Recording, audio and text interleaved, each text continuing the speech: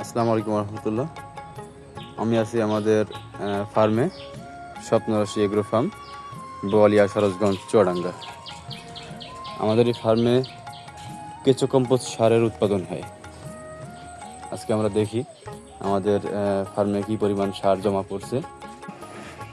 এদিকে দেখুন, আমাদের এই শেডের সারটা কিন্তু প্রায় হয়ে গেছে।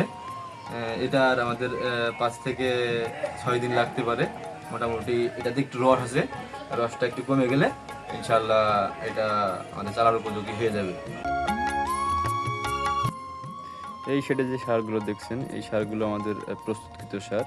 এই সারগুলো আমাদের হয়ে গেছে, 2-1 দিনে উঠাবো।